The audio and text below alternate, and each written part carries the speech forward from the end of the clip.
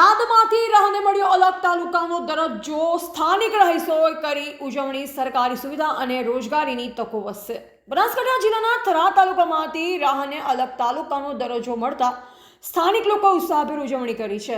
આ નિર્ણયથી આસપાસના ગામડાઓના લોકોને 10 થી 15 કિલોમીટરના અંતરે જે તમામ સરકારી સુવિધા ઉપલબ્ધ થશે। સ્થાનિક લોકોએ ભાજપ અને ધારાસભ્ય શંકરભાઈ ચૌધરીનો આભાર માન્યો છે।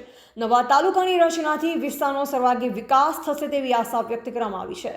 આ નિર્ણયથી લોકોનો સમય અને નાણાં બંનેનો બચાવ થશે। નવા તાલુકામાં વિવિધ સરકારી કચેરીઓની સ્થાપના થશે, સાથે જ નવા ઉદ્યોગોની સ્થાપના થવાની સંભાવના છે, જેનાથી સ્થાનિક યુવાનોને રોજગારીની નવી તકો મળશે। આ નિર્ણયથી વિસ્તારના લોકોમાં ખુશીનો માહોલ છે।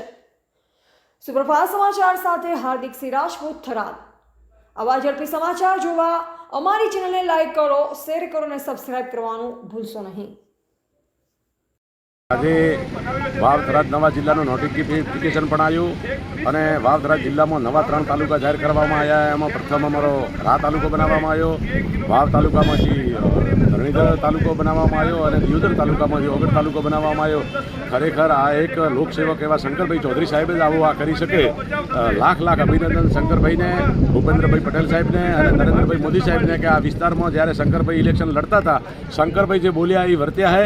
અને હજી અહીંયા અમે અઢળક આજ છેલ્લા 5 દિવસથી અહીંયા જે વરસાદના આટલા અતિવૃષ્ટિના કારણે જે તોફાન થયું, નુકસાન થયું, એમાં ઘાસચારો હોય કે તળાવો ભરવા માટેની પાઇપલાઇનો અહીંયા અઢળક એવી વ્યવસ્થા કરી છે। ખરેખર શંકરભાઈ સાહેબના ભગવાનને પ્રાર્થના કરો કે એમની તાકાત વધે, એમને આયુષ્ય વધે અને એ બહુ શક્તિશાળી બને એવી ધરણીધર ધીમાને પ્રાર્થના કરો। અસ્તુ ભારત માતા કી જય, વંદે માતરમ।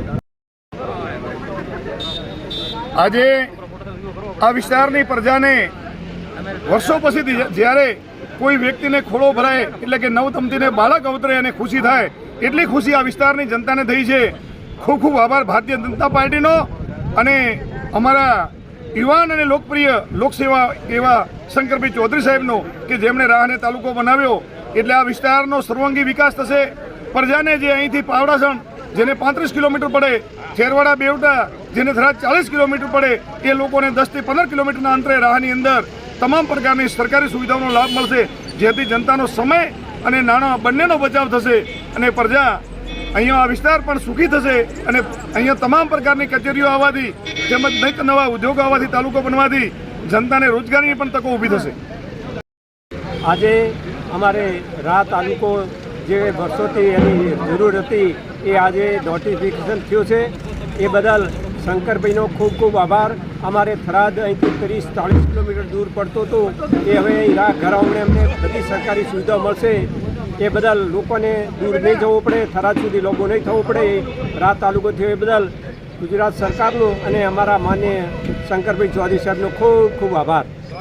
બનાસકાંઠાની અંદર રાહને તાલુકા તરીકે જાહેર કરવાનો માનનીય અધ્યક્ષ સાહેબ શ્રી શંકરભાઈ સાહેબ શ્રીનો ખૂબ ખૂબ દિલથી આભાર। રાહ ગ્રામજનો વતી, રાહ ગ્રામ પંચાયત વતી તેમજ આજુબાજુના પ્રજાજનો વતી સાહેબનો દિલથી ખૂબ આભાર અને ભાજપ મોવડી મંડળ તેમજ ભૂપેન્દ્રભાઈ પટેલ સાહેબનો ખૂબ ખૂબ દિલથી આભાર।